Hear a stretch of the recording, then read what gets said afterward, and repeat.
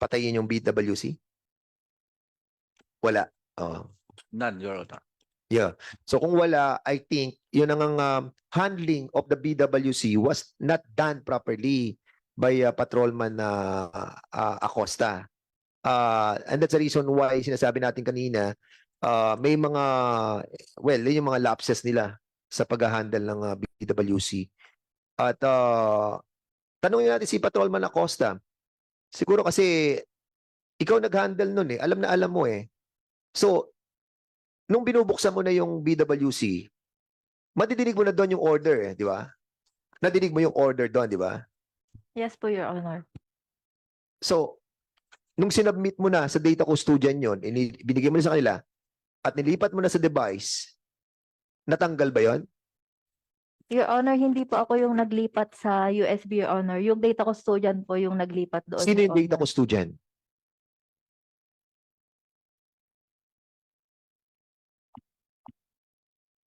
Data custodian, alam nyo yun. Kaya, magtuturuan pa ba kayo? Sino yung may hawak nung kopya? Your Honor, ang nagre-receive po kasi nung body worn camera after ng operations is yung duty po namin dun sa may taas. Sino po. duty at that time? Si Pat Taguba po. Sino? Patrolwoman Taguba. Taguba? Opo. Kasama ba siya dito sa operation? Hindi. No po, duty po siya dun sa may taas namin, sir. So, doon mo itinurn over. Sa Patrolman command Acosta. center po. Doon po kasi nanggagaling yung BWC namin. Doon din po namin sinusurrender, Your Honor. Okay. So, right away, pagdating dito sa end ng operation, pagbalik nyo sa SPD, isinurrender mo ba yan? Ito sa, tingnan mo yung affidavit mo ha, kasi baka mamaya magkamali ka. Kasi doon sa affidavit na I read, ikaw naglipat, tapos ibinigay nyo sa data custodian. Yun ang pagkakabasa ko. Correct me if I'm wrong. Kasi pag iba sinabi mo, tapos binasa ko uli mamaya yun, you can be cited for contempt, ha? Sige, go ahead. Patrolman Acosta. Nilipat mo ba? Ikaw naglipat? This is the right time for you to answer rightly, ha? Kasi pag na-compare namin yan, natatandaan ko, doon sa affidavit mo, inilipat, tapos saka dinala sa data custodian. Ang tanong kasi doon, ang susunod namin tatanong, kung wala nakita sila General Natates, ibig sabihin, may nagtanggal bago nyo sinabmi sa data custodian. Aminin nyo na kung kasi malulubog kayo lalo. Your Honor, yung BWC po kasi, na-extract lang po yun, Your Honor, doon po mismo sa message center, Your Honor. Hindi po kami pwedeng mag-extract doon, Your Honor. So in other words, hindi ikaw naglipat nung from body-worn camera, nilagay nyo sa pinaka-mother unit, tapos yung data custodian na nakakita nun. Yun po yung Your Honor, siya po yung binigay lang po namin yung BWC, Your Honor, at hinintay lang po namin na ilagay sa USB, Your Honor. Okay, sige. So in other words, Congressman Busita, we will be asking the data custodian to be present on the next hearing. Thank you, Mr. Chair. Ano mo yun? General Natate, sir. Ito po sa report, nabanggit ninyo na dine-activate yung body-worn camera and pinutol yung DVR. Kaya po ba natin itong i-prove, Mr. Chair?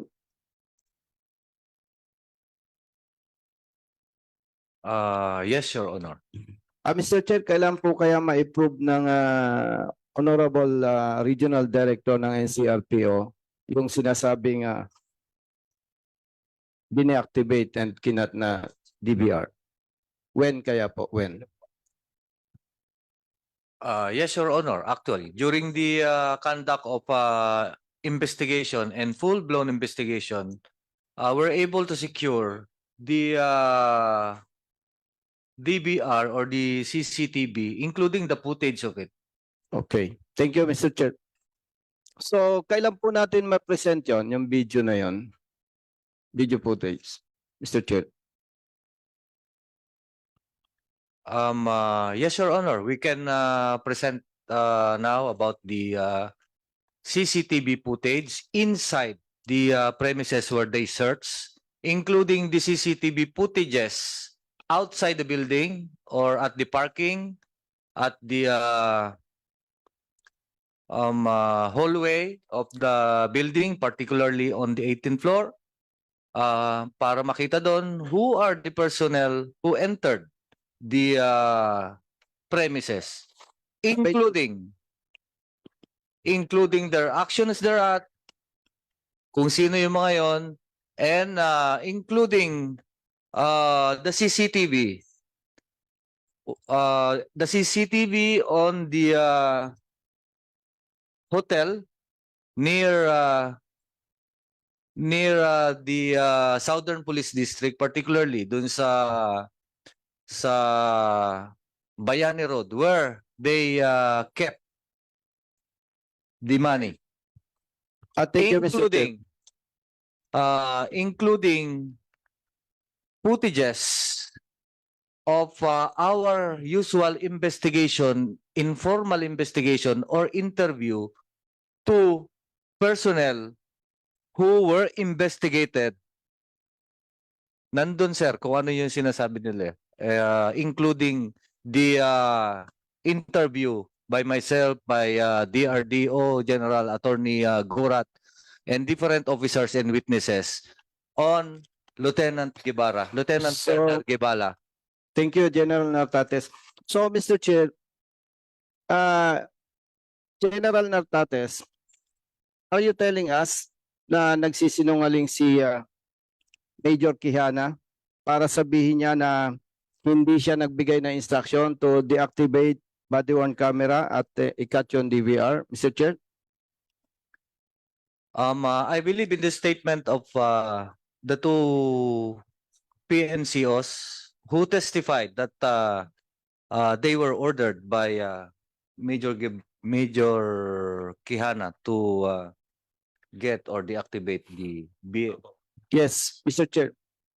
Balikan ko lang si General Nartates. Di po ba bago ikat yung DVR and bago i-deactivate yung body-worn camera, may makikita tayo doon na nagbigay ba talaga siya ng instruction o hindi? Can we produce the evidence, Mr. Chair? We cannot say that only the statement of the two PNCO, Your Honor. Mr. Chair, na-preserve po ba yung video doon sa body-worn camera bago ikat or deactivate? Na-preserve po ba? Hindi. It was preserved, Your Honor. So kaya nating i-prove, Mr. Chair, kung sinong nagsisinungaling sa mga ito.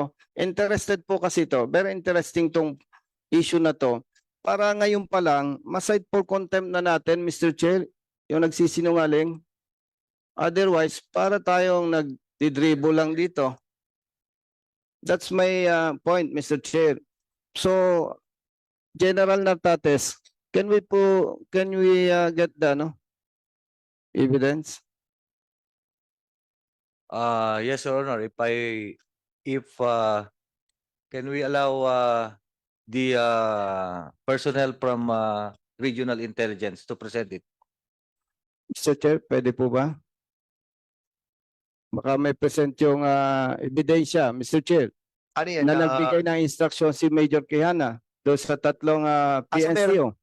That's a very same questions that I was asking kung na-record ba yon sa ano yung Major Quijana was telling Patrolman Acosta that i-turn off yung kanyang body-worn camera. You were asking that, ano? Di ba? Yes, Sir, Mr. the Chair. answer is In the negative.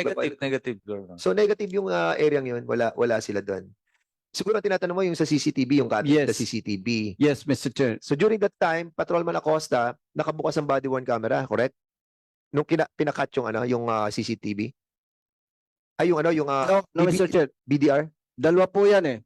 Siyempre, Mr. Chair, naka-on yung body-worn camera. And nung magbigay ng instruction, na-record yun eh. Yes, oo nga. Kaya nga meron ba tayo na General Nartates doon sa body-worn camera na ino-order yung pag-cut nung Wala, Your Honor. None, Your Honor. Dali, yung bang body-worn camera, meron siyang voice over, di ba? Meron siyang voice recording, di ba? Yes, So Your doon sa Honor. inyo review, wala yung ganong Negative, Your Honor. negative. Okay, negative, Congressman. So kung gano'n, Mr. Chair, talagang magiging hati yung opinion po ng PNCOs whether alin yung totoo, yung report ng RD or ng district director. Kasi sinabi nga po dito na binigyan ng instruction, dine-activate yung body worn camera at kinat yung DVR. Anyway, mag-proceed na lang po ako doon sa next clarificatory questions ko po, Mr. Chair. Yung po bang sinasabing recovered or seized firearms with 2 magazine, yung po ba ay na doon sa search warrant, Mr. Chair? Mr. Chair, General Mariano. Sir, based on the report, sir, I'm not part of the one who implement the SW, Mr. Chair. The best person to say this, the chief of the DSOU, Mr. Chair. Okay, Colonel Guevara, Mr. Chair. Colonel Guevara, kasama ba doon sa search warrant yung dalawang M16? Nabanggit dito, 2 firearms and 2 magazines of M16. Yung bang binabanggit ditong firearms, M16 Yes. or hindi? Yes, Your Honor. It was included in the application of search warrant. 2 short firearms and 1 M16, Your Honor. So, kung short firearms, long firearms, yung 2 firearms. 2 short firearms, Mr. Chair. And merong 2 magazines for M16, right? Yes, Your Honor, Mr. Chair. So, di ba laging magkasama yan yung magazines and firearms? Yes, Mr. Chair. But during the search conducted, it was only the pouch of the M16 was there. So, The walang magazine. M16. Yes, Mr. Pero Chair. may magazine ng M16. Yes, Mr. Chair. Based on the record, Mr. Chair. Kaya napakahalaga nung camera Mr. Chair. Okay. Allegedly, almost 5 hours na binilang yung pera doon sa unit, doon sa room. May counting machine. Sino ang nagsabi na yung pera is 27 million? Colonel Guevara. Sir, during the conduct of the search, Mr. Chair, it was during the time when we entered the area, it was there were amount of money placed on the table, Mr. Chair. That was the initial that was reported. That is the 4.6 million, Mr. Chair. 4.6 million. Yes, Mr. Chair. That it was later during the later part of the operation. It was discovered that 27 million, Mr. Chair. Sinong nagsabi? Sinong nagbilang? It was police staff sergeant Democrito, Mr. Chair. Staff Sergeant? Democrito, Mr. Chair. Staff Sergeant Mark Democrito, Mr. Chair. Democrito. Where is he? Mr. Chair. Staff Sergeant Democrito. Yes, Your Honor. 4.6 million and 27 million. Yung pinag-uusapan natin dito, tama? Yes, Your Honor. Congressman Busita, before we proceed, allow me, Yes, we Mr. all Chair. know that the GPNP have a lot of things to address to, so we will be allowing, if there's no other query with regards to the presence of our GPNP, then you can ask the GPNP. But pag wala na po, i-allow na po natin yung ating pong GPNP to go, no? Mr. Chair. But before we allow him to go, we will be allowing him to state some statement, no? Mr. Coming from Chair, the if I GPNP. may. Yes, Gusto ko lang magpasalamat po kay Chief PNP dahil yung matagal ng malpractice sa PNP na yung technical officers nilalagyan ng line officers pero yung technical officers hindi pinapayagang ma-assign sa line units. Ang tagal na po ng malpractice, Mr. Chair. Pero si Chief PNP lang po ang nag-ayos niyan.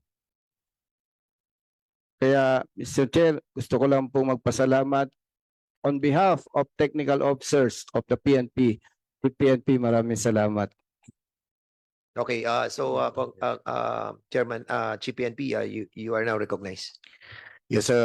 Thank you for this opportunity again to be heard. And before I will leave, sir, I will make my manifestation that me being the Chief PNP, I'm assuring this honorable body and the Filipino people that we will see to it that the truth will come out. And also, may I take this opportunity to appeal to the PNP officers here present na sana ipakita natin sa taong bayan kung ano ang pulis. We've been gaining respect, we've been gaining trust rating, high trust rating. Sana wag nyo nang ipahiya ang pulis. And I think the only way that can save you in your administrative and criminal case is by telling the truth. Tutulungan ko kayo pag nagsasabi kayo ng totoo. Maraming salamat po. Well said, Chief PNP. And with that, thank you so much for attending this committee hearing. So, Congressman Bosita, you can proceed now. Thank you, thank you. Police Sub-Sergeant Democrito, Mr. Chair. Yes, Your Honor. How come na nalaman mo na 4.6 million yung nasa box ba or Yung 4.6 million, Your Honor, hindi po ako kasama doon sa nagbilang po nun. Yung sa 27 million lang po yung nabilang ko po, estimated dun sa, ikaw yung nagbilang? nung inventory po, pina-inventory na. So nakabundle yon Apo, by thousands bills. iba-iba po, pero nag-base na lang po per bundle po. Per bundle. Apo. So, tinon over sa yon. Ang nangyari po kasi nung halos paalis na kami, binanggit po sa akin ng Chinese na mayroong pera daw po dun sa CR. Nasa CR. Apo. So, yung 4.6 million, sinong nag-handle nun? Yung isa po yata dun sa searcher ba, arresting. Hindi ko na po alam Anyway. specifically. Anyway, Mr. Chair, for the first round, yun lang muna po at nakakahiya sa mga senior congressmen. Thank Alright. you. So, maraming salamat, Congressman Bosita. Sa next po nating interpellator, will be asking, medyo mahaba to, ako kaya muna. Sige, si Congressman Akop is now recognized. I'll be allowing you to drink water first. Mr. Chair, Okay na. hindi po mahaba yung akin ng mga katanungan.